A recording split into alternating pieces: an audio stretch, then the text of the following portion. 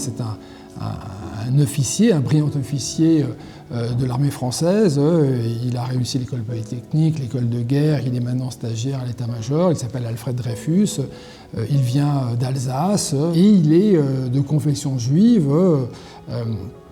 Et en fait, cette confession juive, qui n'est pas du tout reconnue comme, un stigmate dans la société française, est vécue par l'état-major et un certain nombre d'officiers généraux comme une menace, la menace des officiers juifs qui entreraient à l'état-major dans l'Arche Sainte et qui menaceraient effectivement les capacités de la France à assumer la grande revanche, la revanche que la France doit assurer contre la Prusse, devenue l'Allemagne, après la guerre de 1970.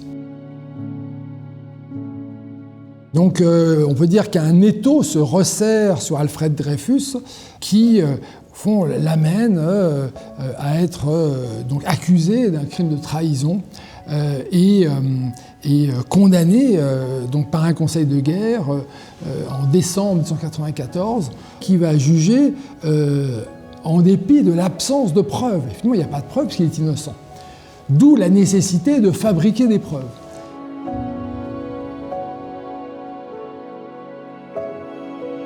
Et donc on a affaire là à un procès d'État, car c'est un procès qui non seulement va violer un certain nombre de règles du code de procédure pénale, du code de justice militaire, mais aussi va fabriquer de fausses preuves, donc va travailler dans le mensonge. Et là, c'est effectivement très impressionnant de constater que lorsque l'on décide de condamner un juif innocent, on met des moyens considérables pour obtenir donc cette condamnation.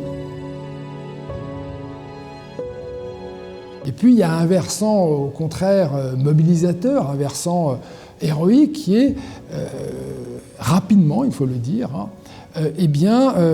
des Français, d'abord donc la famille du capitaine Dreyfus, des amis, puis des intellectuels, et c'est la naissance des intellectuels, puis de très nombreux Français qui décident de défendre le capitaine Dreyfus, à la fois parce que chaque être humain mérite la justice, mais aussi parce que derrière le sort du capitaine Dreyfus, ce sont les grandes valeurs qui sont menacées, c'est notamment la justice qui est menacée, la vérité.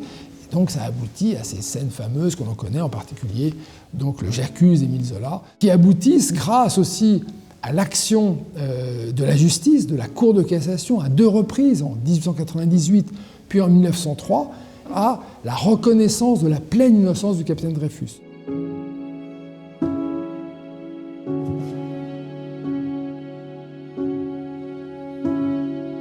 Le dossier Dreyfus, c'est un ensemble de 500 documents, 473 pièces, mais aussi 84 chemises et enveloppes sur lesquelles figurent également des informations. Parmi ces documents, on trouve des notes d'enquête, des rapports, des témoignages, de la correspondance et un grand nombre de documents qui ont été récupérés au sein des ambassades étrangères à Paris. Il naît de la nécessité d'avoir des preuves contre le capitaine Dreyfus dès novembre 1894.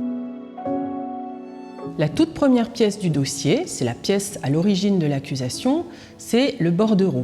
Ce bordereau, c'est un document qui a été adressé à l'attaché militaire allemand Maximilian von Schwarzkoppen et qui a été récupéré dans la poubelle de l'ambassade d'Allemagne à Paris par une femme de ménage employée par le service des renseignements français. Il est manuscrit, non signé, et il indique l'envoi de 5 documents concernant principalement l'artillerie française, et il prouve qu'il existe un traître au sein de l'armée qui a trahi les intérêts de son pays en envoyant ces documents à une puissance étrangère.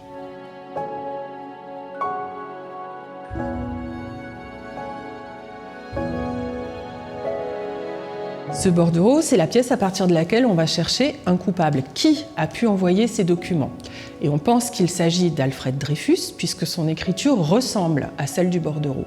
Donc le 1er décembre 1894, quand Dreyfus est condamné par le premier Conseil de guerre de Paris, c'est sur la base de ce dossier qui contient à l'époque une dizaine de documents seulement. C'est le lieutenant-colonel Picard, devenu chef de la section des statistiques, c'est le nom du service des renseignements à l'époque, qui va ressortir ce dossier 2 ans plus tard, en 1896, en émettant des doutes sur la culpabilité de Dreyfus. Picard est alors muté en Tunisie et il est remplacé par le commandant Henry. Et à partir de ce moment-là, le dossier va être complété avec de nouveaux documents pour étayer les preuves contre Dreyfus. Le dossier ne comporte que des pièces fabriquées, des pièces qui n'accablent pas Dreyfus. Et c'est pour ça qu'on l'appelle le dossier secret, parce que ce dossier doit être secret. Parce que s'il n'est pas secret, eh bien, on va tout de suite comprendre eh bien, qu'on a affaire à des pièces forgées.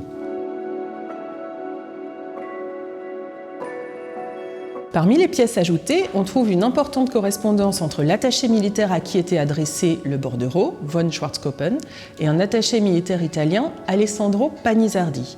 Ces attachés militaires faisaient partie d'un réseau d'espions qui opérait à partir des ambassades étrangères à Paris.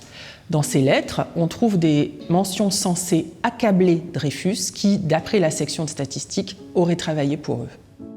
Ce dossier secret devient nécessaire parce que il doit permettre donc la condamnation du capitaine Dreyfus. La plupart de ces lettres qui ont été récupérées dans des corbeilles à papier ont d'abord été déchirées puis réassemblées avec de l'adhésif. Donc lorsqu'il fabrique ces faux, et notamment le faux Henry, le plus célèbre du dossier, le colonel Henry, pour qu'il soit réaliste, leur donne le même aspect, c'est-à-dire l'aspect de lettres qui ont été déchirées puis réassemblées. Mais ce faux Henry, justement, il utilise des vraies pièces, il coupe, il recolle. Voilà, comme ce n'est pas un faussaire professionnel, ben, ce qui va se passer, le ministre de la Guerre, qui demande communication du dossier secret, et plutôt son aide de camp, découvre l'existence, il comprend qu'il y a des faux. Ces manipulations, c'est-à-dire le fait d'avoir déchiré puis recollé ces documents, les ont fragilisés. L'adhésif a jauni, il s'est rigidifié et le papier présente des manques, des déchirures. Le risque, évidemment, c'était de perdre des éléments et donc des informations et de mettre en péril l'intégrité de ce dossier dont l'importance historique et symbolique est une évidence.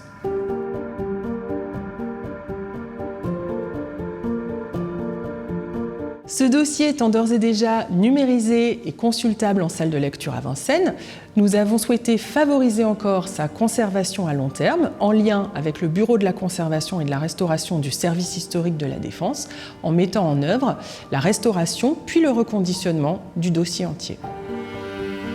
Le but de ce chantier est la stabilisation de l'état de dégradation des pièces et la conservation en reconditionnant les documents pour garantir l'intégrité des pièces et leur communicabilité.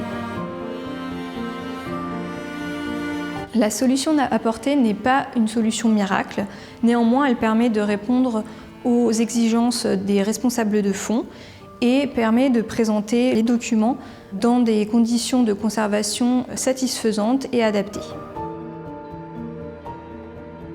Pour ce faire, il y avait 2 contraintes particulières.